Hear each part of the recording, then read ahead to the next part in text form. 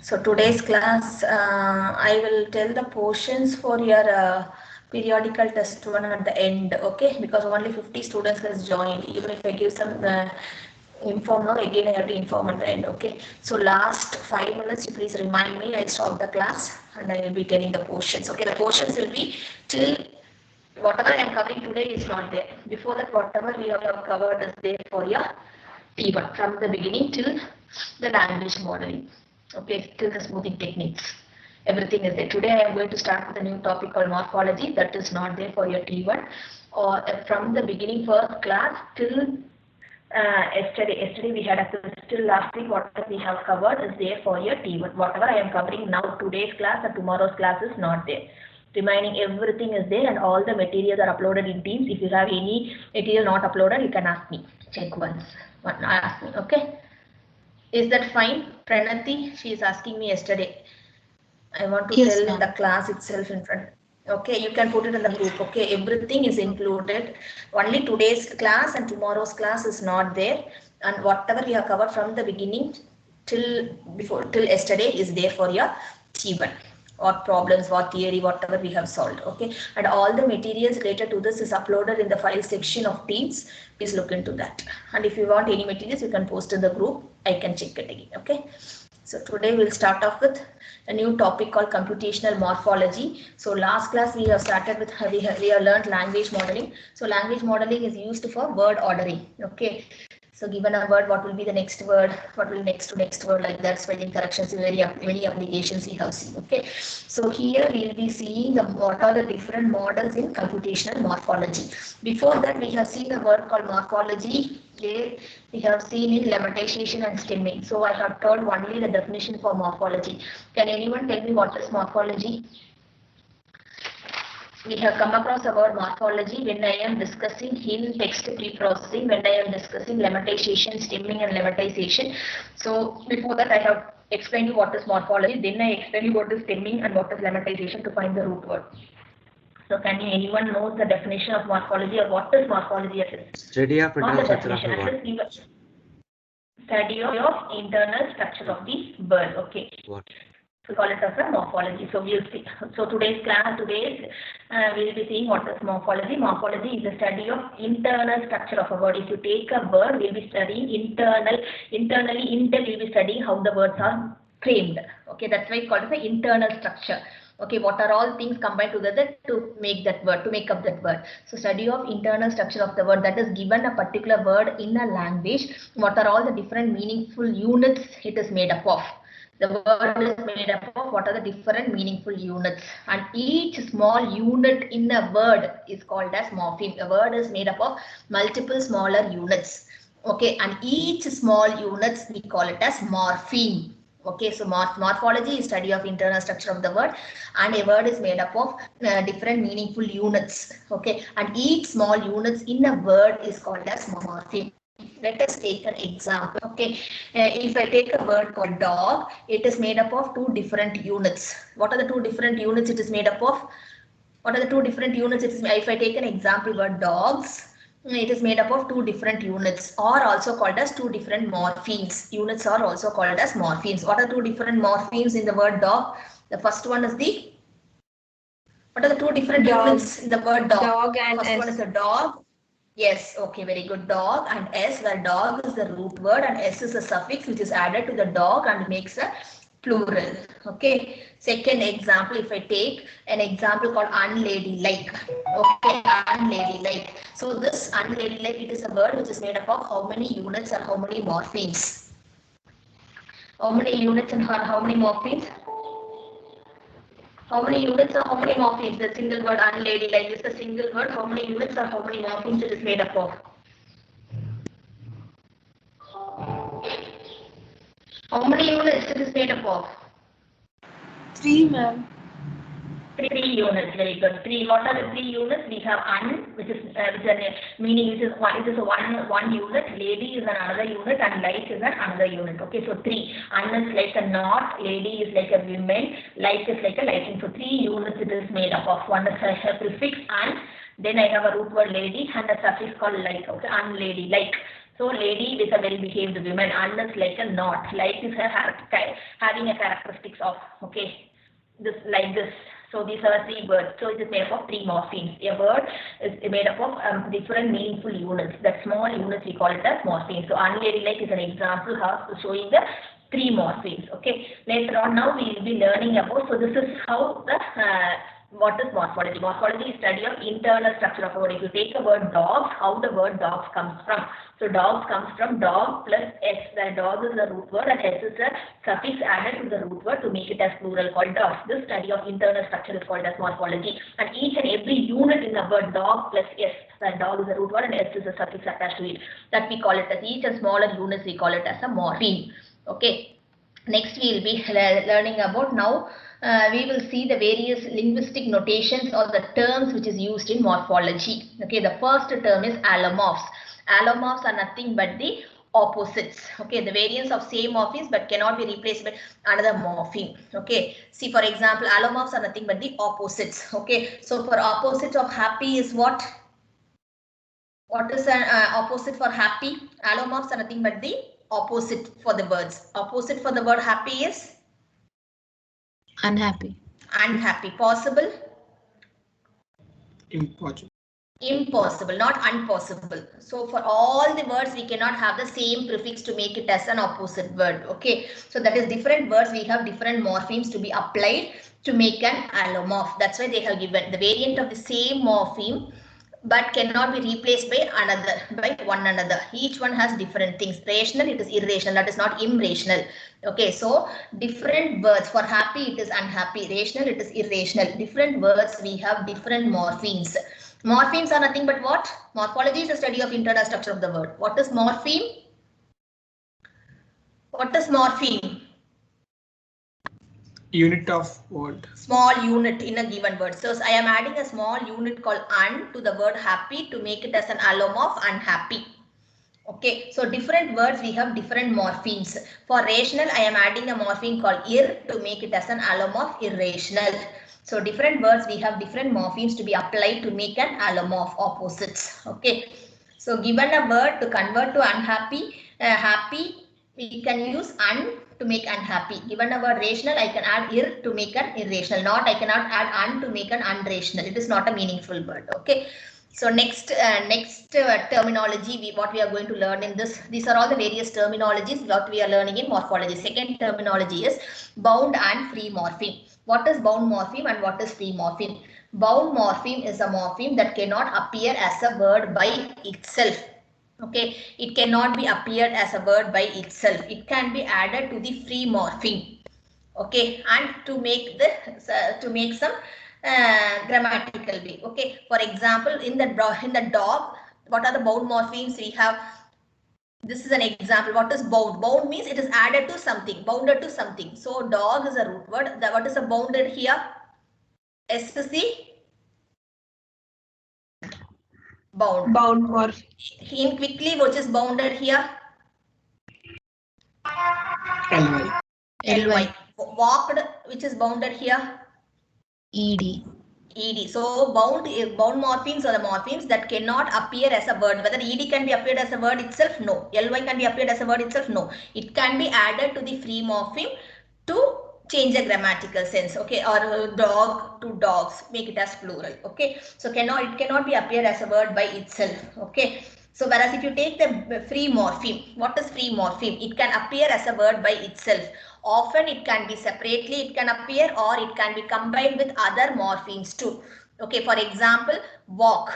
Walk can be walk or it can be walked. It can be added to ed. So walk is in the walked, ed is a bound morpheme and walk is the, see previous example we have seen, no, in walked here ed is the bound morpheme. Here in walked, walk is what? Free morpheme. Free morpheme. What is free morpheme? They can appear as it. Okay, they can be appear as a word by itself. Okay, they can also combine with other morphemes if required, or it can be walk alone, or it can be combined with other morpheme like ed to make this past tense walked. Okay, either it can be appearing alone used on its own, or it can be added with other morphemes if it is required. So of is also a free morpheme. The is a free morpheme. It is a word appearing by itself. Or is a free morpheme. Either this or that. Okay, so these are all the free morphemes. Okay. Either it can be appearing separately, or it can be used that is used as single word, or it can be bound with the other morpheme to give a proper meaning with the grammatical things. Okay, so this is called as the bound morphemes and free morphemes. They will give an example quickly. Okay, honestly. So what is a free morpheme? Honest is a word. Honest is a free morpheme, and ly is applied to it to make honestly. So ly is the bound morpheme. So you have to identify free morphemes and the bound morpheme. Next terminology is stem and affixes. Stem and affixes. The word has two main parts. Each word, if you take, we have two main parts. Okay, what is a stem? Stem is the root word. That is the core meaning bearing words. We call it as a stem. What is meant by affixes? Affixes are nothing but the bits and pieces added to the stem to change their meaning and the grammatical functions. That we call it as affixes. So stem is that in shorter, if you want. Stem is a root word, and affixes are more than one. Affixes may be a suffix or prefix or anything. Okay, some bits and pieces which is added to the root word to make its grammatical functions or change their meaning. Okay, for example, if boy, boys, if you take the word boys, boy is a stem word which is a root word, and affixes and s is added as a suffix to make it as a plural. Okay, as a boy. Okay, so stem is a boy and affixes one or more affixes, that is the bits and pieces which is added to the root word to change the grammatical sense. Okay, mostly stems are okay. Now can you tell me, based on stems and affixes, which is a bound morpheme and which can be a free morpheme? Stems are a kind of dash morpheme and affixes are a kind of dash morpheme. They may ask the question like this. Stems are nothing in morphology. The stems words are a kind of dash morpheme. Free morpheme. Free morpheme. And in morphology, affixes are a kind of dash morpheme. Affixes? Bound morpheme. Good. So mostly stems are free morphemes and affixes are bound morphemes. And we will see what are the different types. So affixes are nothing but what? Bits and pieces added to the stem. The stem, it can be added to the beginning or it can be added to the end also. If it is, so what are the different types of affixes we have? One is a prefix. Prefix means it is added to the beginning of the word. Okay, happy is a root word. Before that I am adding some affixes that becomes unhappy, existing I am adding to it. That's called prefix. Suffix means added at the end. Okay, that is ity, talking, weekly, all this. Okay, then we have infix also. Okay, certain language has been applied wherein a morpheme is applied in between the stem. Okay, before the stem is prefix, after the stem is suffix, and there are in certain, not in English language, in certain languages they have applied the morphemes in between the stem. Okay, not before, not after, in between. Okay, so that we call it as infix, but in English it is not commonly used. Okay, only thing we are affixes, the bits and pieces we are adding to the root word is only through prefixes or through suffixes. Okay. Next one, we'll see what is content morpheme and what is functional morpheme. These are the various terminologies used in morphology. So from the name itself, can you tell me what is a content morpheme and what is a functional morpheme? Content and functional. We have seen already, right, what is content words and what is functional words. In where in empirical laws, before studying empirical laws, before type token ratio, we have seen what is functional words, what is content words, and based on Tom Sawyer corpus. So can you tell me what is content morpheme and what is functional morpheme? Content will have some meaning and functional will not have any meaning. Yes. So content words are nothing but they have some semantic meaning. So if you take a word car, it is like a free morpheme. Able, able is a bound morpheme, but it has some meaning like it is able to do something.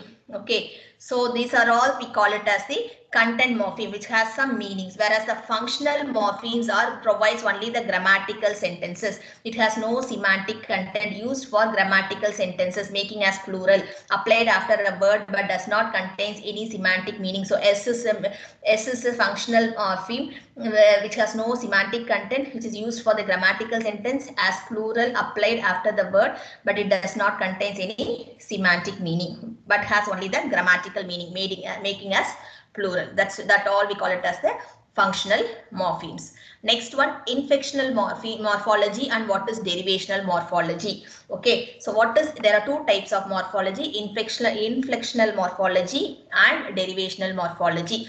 What is inflectional morphology? Suppose we are taking a word. Okay, we are taking a word. Suppose if I have a word called walk. Okay, walk is a what is a category of that word? Can you tell me? POS category means parts of speech category. Okay, now onwards I'll be using a term called POS tagging. POS is your next chapter. What is POS? Parts of speech. So for that word we have what is the parts of speech, whether it is a verb or noun or adverb or adjective or what. Telling that is the parts of speech. So now I'll be taking a word called walk. What is the walk? Walk is what type? What is the POS tagging for the word walk? Verb. Verb. Verb. Very good. Very good. So I am taking a word called walk. It is a verb. I am adding an affix. Okay, that is affix means suffix. I am adding the affix. I have prefix or suffix. I am adding an suffix ing. So when I add a verb, I am taking a word called walk. It's a verb category. I am adding ing to it. So what will be my new word? Walk plus ing will be what? What will be a new word? What will be my new word? Walking. Walking. Whether so walking. So I got walking. But there is only change in the. So what is inflectional morphology is adding only the grammatical sense, but not changing the category of the word. So walking is what is a POS category?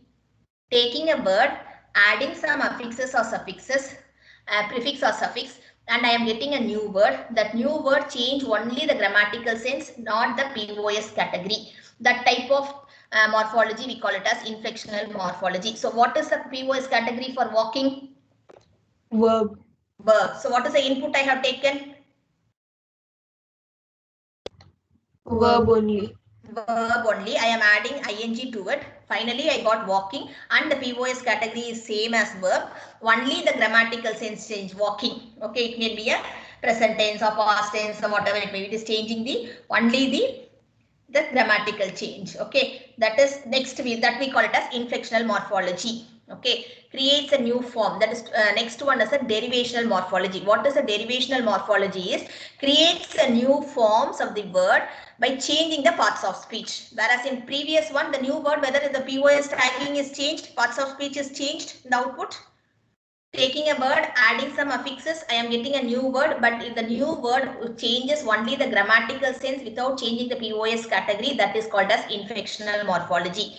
Taking a word, adding some affixes and getting a new word, and the new word changes the POS category, then that type of morphology is called as derivational morphology. Okay, so derivational morphology, for example, I will take a word called drive. What is the POS tagging for drive? What is the POS category for drive? Drive is what type of word? Verb. Very good. So drive, I am taking a word called drive, and it is a verb category. I am adding a affix. Okay, that is I am adding a suffix er to it. So it becomes, what is my new word? What is my new word? Drive I have taken as my input word. Driver. So starts with a verb and ending up making a starting the word with a verb and ending up with making a noun. So by changing the category. Okay. So whether the category of a word is changed from verb to noun? Yes. So this type of morphology is called as, so you're taking a word, adding some prefix, we are maintaining the same POS category of the word, then that type of morphology is called as inflectional morphology. Taking a word, adding some affixes, either it can be a prefix or suffix, and by changing the POS category, when the output changes the category of the word. Okay, if the category of the POS category of the input word is different from the output word what we got it, then that type of morphology is called as derivational morphology. Take a word called bring. So this here you take bring.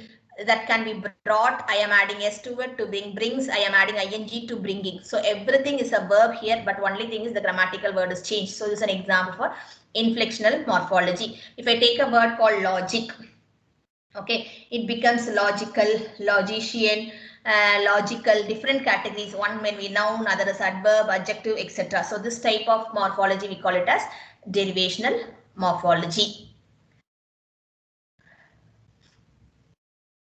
Next one, what are the various morphological process we have? Okay, in general, we have many morphological process. What are the morphological process involved to convert one word to another word? Okay, for the first simplest process is a concatenation.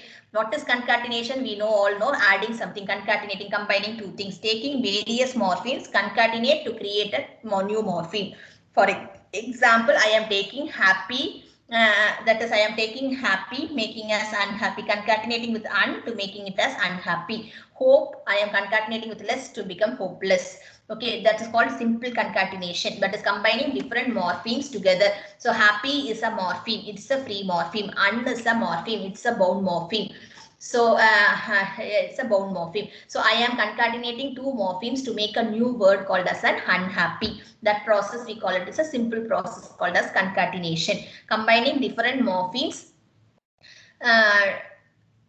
together to make a new morpheme. But often when you combine different morphemes together at the boundary, okay, when they are combined, there may be certain changes. When they are combining the word to become two words to become a new word, there may be some changes. Okay, the changes may be in the way the final word is pronounced.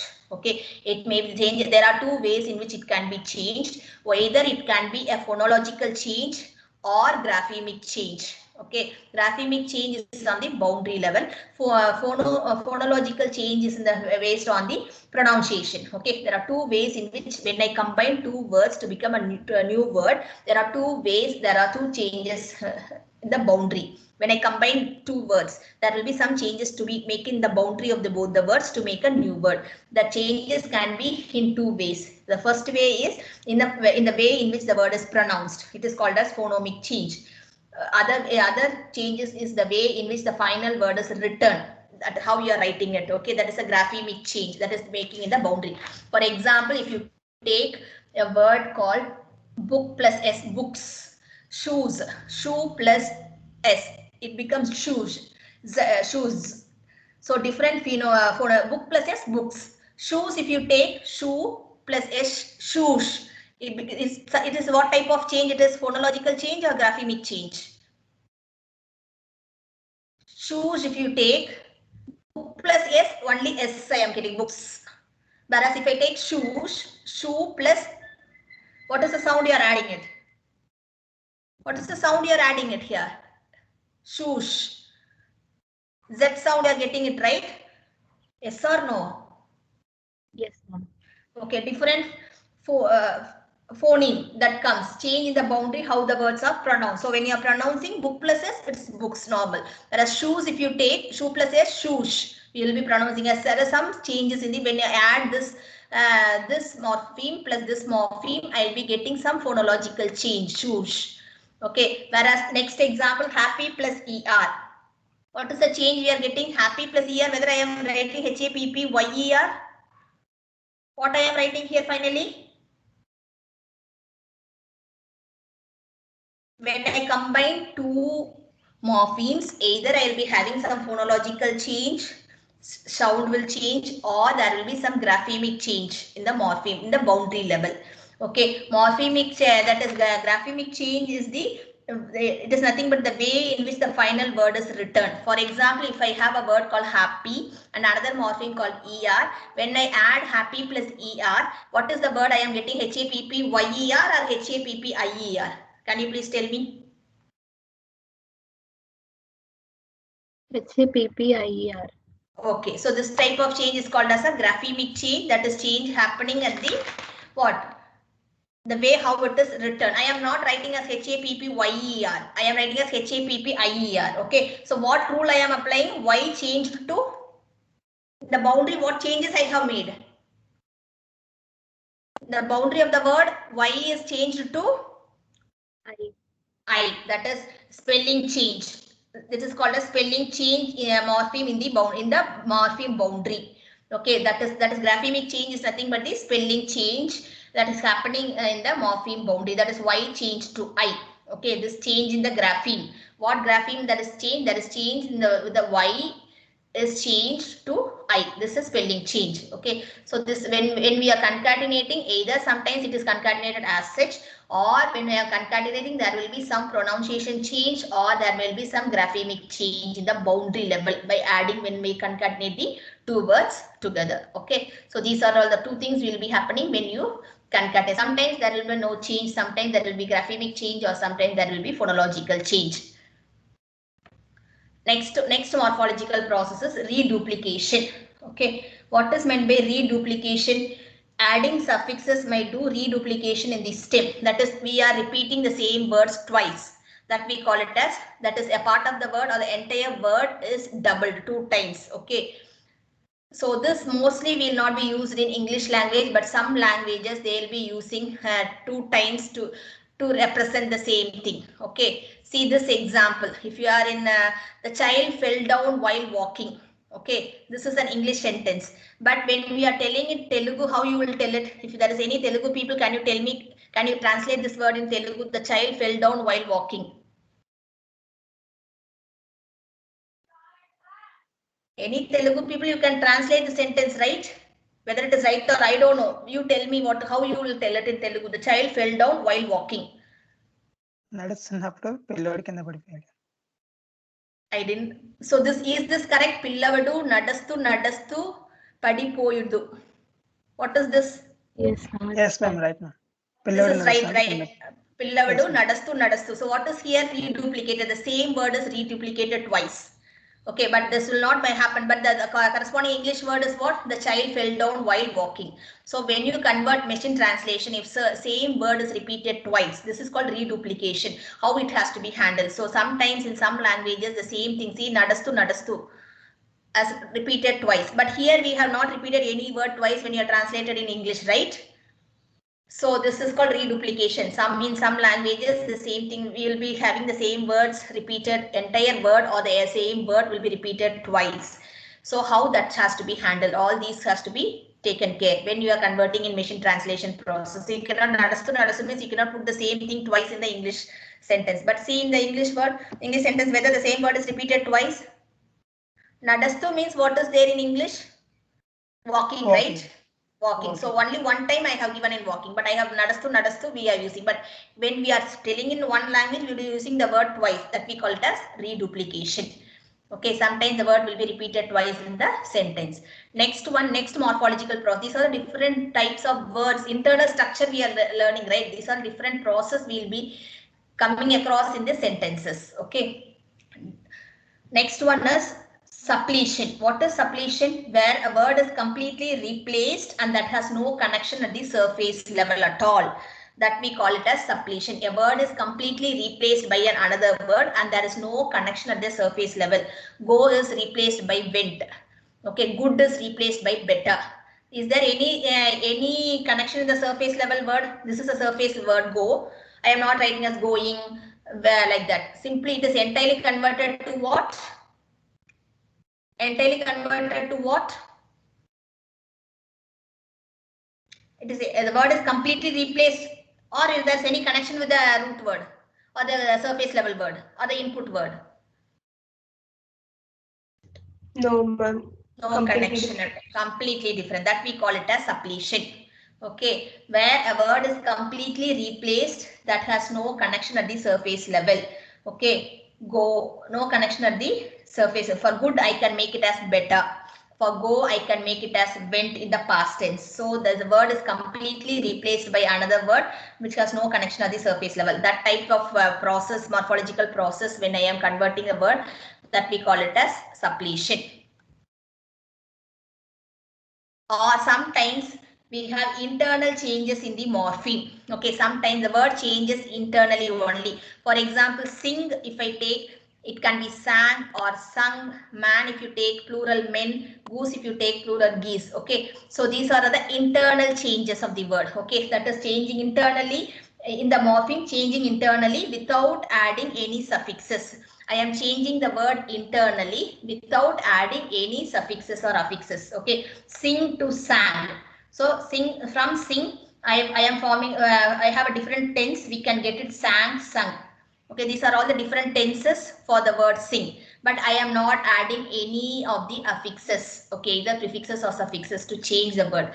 I am only changing the tense. Different forms of sing. For sing, the different tenses may be sang, sung.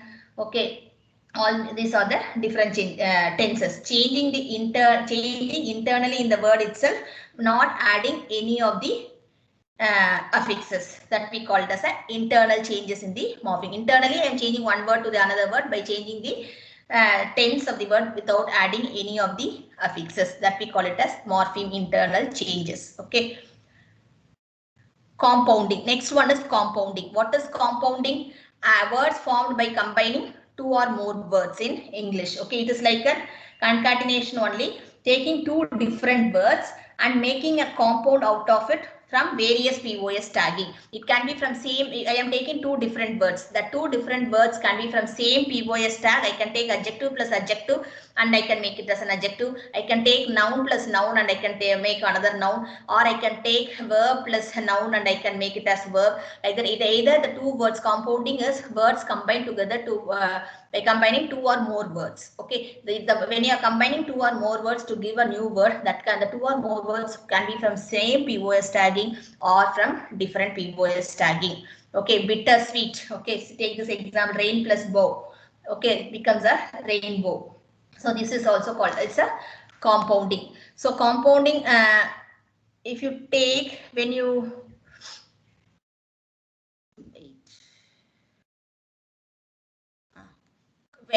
do a compounding, when we have a compound words, okay, so in machine translation and all, when you take an application like machine translation, if I have a compound words cannot be directly converted to a word by word. Okay, because rainbow, it is a single word. I am taking rain separately, bow separately, and I am combining as rainbow, but it is a single word. When you are doing a machine translation, it cannot be translated word by word separately. So whenever you find the internal structure of the word, you have to take each word and study whether it is a compound word or it's a suppletion or it's a concatenation. If it is a compound word, it has to be converted as such together, not word by word separately. Okay, so in machine translation, compound words cannot be directly converted word by word. It gives a wrong meaning. It has to take the entire thing and it has to convert it into translate it into a single to the other language. Okay, so for that you will be learning the internal structure of the word. Given, say for example, given a paragraph, I want to translate into another language. Okay, so you have to take each and every word and study the internal structure of the word, then you will be converting it. So when you are studying the internal structure, when you found there is a compound word, you have to take that word entirely together as a single word, not as each part separately. Next word formation is you will be having an acronyms. So acronyms are nothing but the abbreviations. Okay, so that has to be taken care for each word, whether it is an acronym or it is a word by itself. So that is also internal structure. You have to learn about each and every word. If it has a word laser, whether it is an acronym or it is a word by itself. If it's an acronym, what is the corresponding abbreviation for it? You have to find it. Okay. Next one, blending. Take two words, combine, blend them together to form a new word. Okay, so I'll be having a word called brunch. So how this word came from? So breakfast plus lunch is a brunch, that is blending. Take two parts of two different words are combined together. Parts. I am taking a part from two different words combined together and I am forming a new word. That type of category we call it as blending.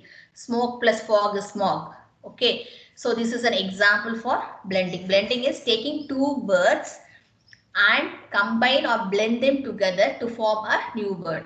Parts of two different words. I am taking a part from two different words and I am forming a new word. So when I am learning the internal structure of the word called brunch, how this word has come from. So it comes from the two root words, breakfast plus lunch.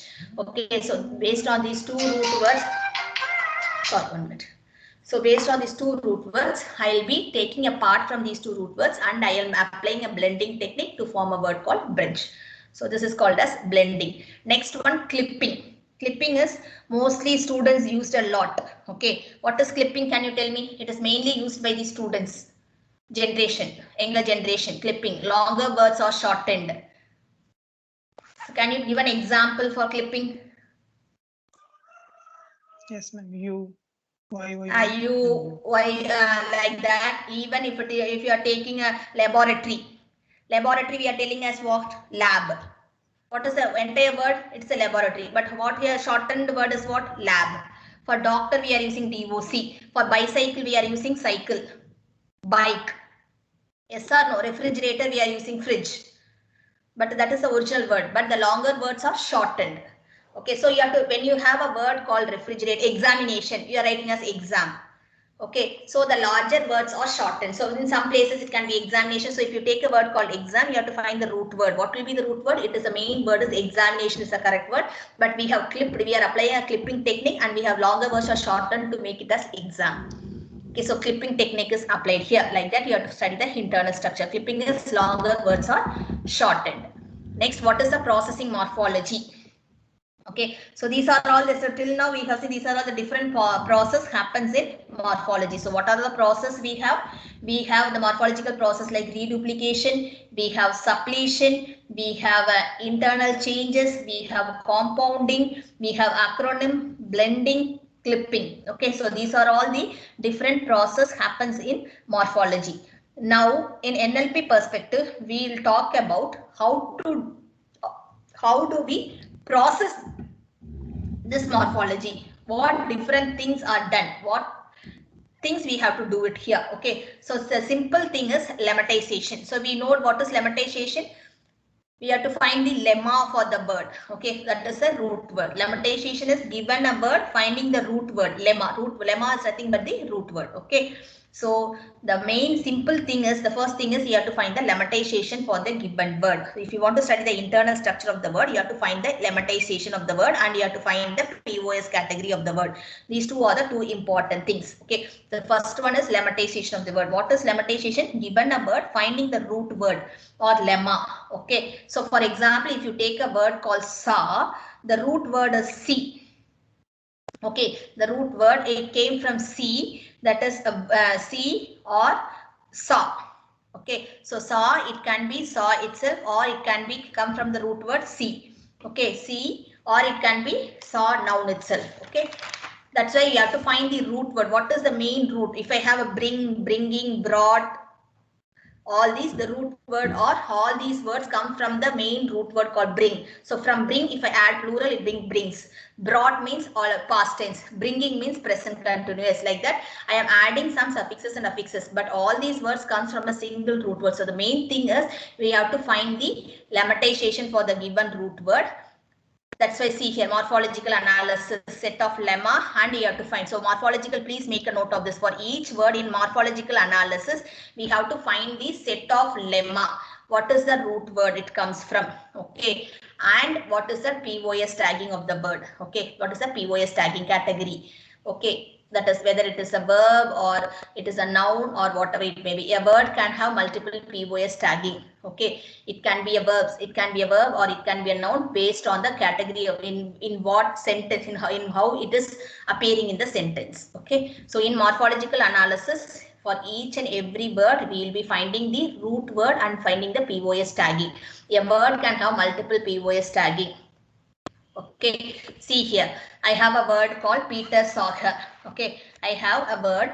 What is POS tagging? POS tagging is the parts of speech tagging for each word. What is the actual category? Parts of speech category, whether it is a verb, whether it is a noun or adjective, adverb, whatever preposition, articles, whatever it may be. So what is the actual POS category? A word can have more than one POS category. So there is an ambiguity occurs. Okay, so based on the context and based on that, we have to find out what is the actual POS tagging. So that is the next chapter you will be learning. For the word, they will give 4 or 5 POS tagging, and what is the correct POS tagging for that word in the given sentence. You will be using a probabilistic method. Okay, hidden Markov model. You'll be using the probabilistic method and you'll be finding out what is the actual POS tagging for that word in that particular sentence. Okay. So now if you consider the example Peter saw her. Okay. So saw can be either it can be a noun or it can be a verb. Okay. In some places it can be a noun, or in some places it can be a verb. Okay. So here if you take here in this particular context, Peter saw her.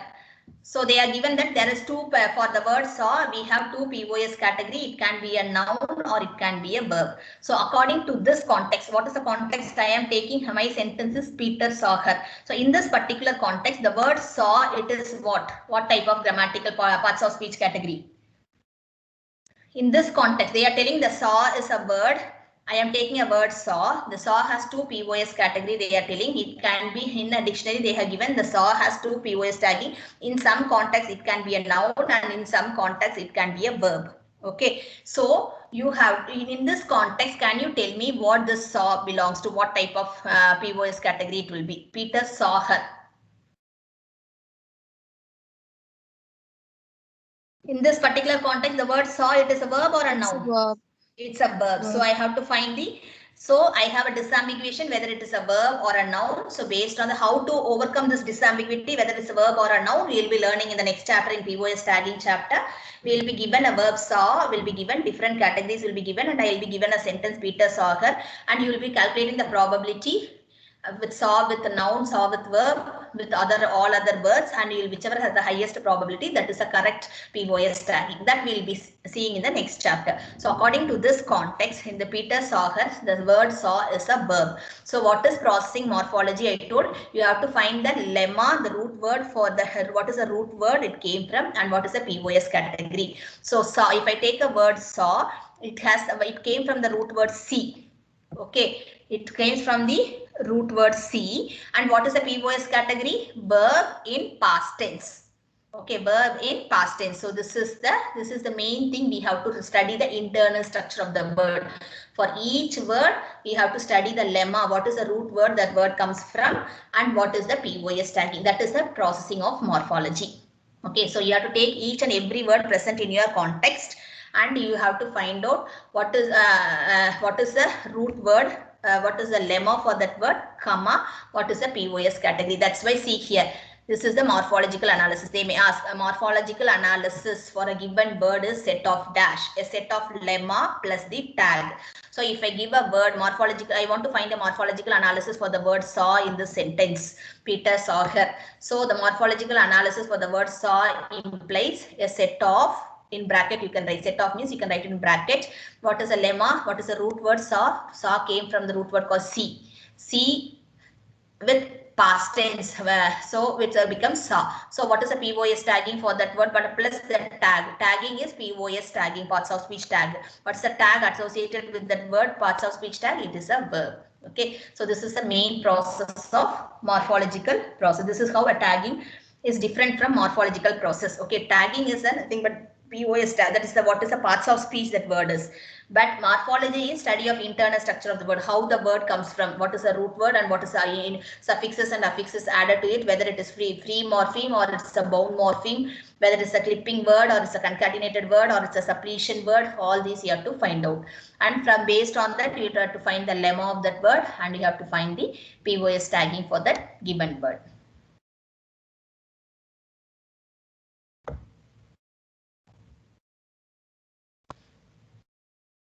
See, morpheme segmentation. Segmentation we have seen, right? Unladylike. How many morphemes we have? Similarly, denationalization. How I can segment it? D is 1, national is 1, AL is 1, IZ 1, ATION is 1. Like that we can segment into multiple morphemes. So each small units combine together to form a single word. Okay. So generation. This is called a morphological generation. C plus verb past tense. Here we had, right? Verb past tense will give the word called saw. The word called Peter saw her.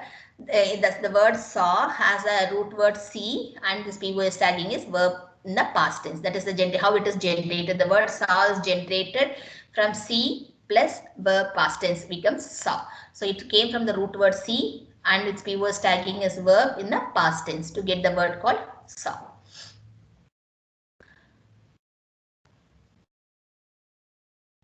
Stop here. Okay, this alone I'll tell, applications alone I'll finish it off here. Okay, so if you take an application of morphological analysis, where and all it is used, okay, text to speech analysis. In text to speech synthesis, for text produce the corresponding speech. If I am typing something, it has to produce some corresponding speech to the text. So if I found the word called lead, whether it is a verb, it can be a verb or a noun. So depending upon this, it has to pronounce either it can be a noun or a verb. So we have different pronunciations. Okay, lead can be a verb. It has some pronunciation lead, or it can lid, or verb means lid. Okay, so that will have different pronunciation. So the word, if you take the application like text to speech synthesis, so that has to be taken care because a word has multiple POS category. So based on what type of POS category, according to that type of speech, it can be pronounced as a lead, or it can be lid. Okay. Similarly, read in past tense, read or read. Okay, present tense read, past tense read. So it has to give a proper pronunciation. So that has to be taken care. This is also one type of application, text to speech synthesis, when a word appears here. And it is also used in information retrieval, machine translation, what I told previous case. Like if you have a concatenated word, rain plus bow. Okay, so when you are converting into machine translation, not compounding words, when you are taking as a machine translation from one language to another language, the compounding words has to be taken together, not as a separate words. So these are all some applications of text to speech analysis, machine translation, information retrieval, also searching and information retrieval in a proper manner. All these places we'll be using the morphological analysis, because everywhere you have to use the morphological analysis, but these are all the main places where you have to take care, because here the internal structure of the word plays a major role. Each word, how it is pronounced, how it is taken care, what type of morpheme it is, whether it is a free, whether it is bound, whether it is clipped, or it is suppletion morpheme, whether it's inflected morphology or it's a derivational morphology, everything has to be taken care when you convert. And reduplication also sometimes happens. Same word will be repeated in one language. When you convert it into another language, whether it has to be repeated twice or it has to be taken care once, everything has to be considered properly. Okay. So morphological analysis we'll do from the next class. Okay. So I think how many are here? 91. So portions, I have told you students, your portions for your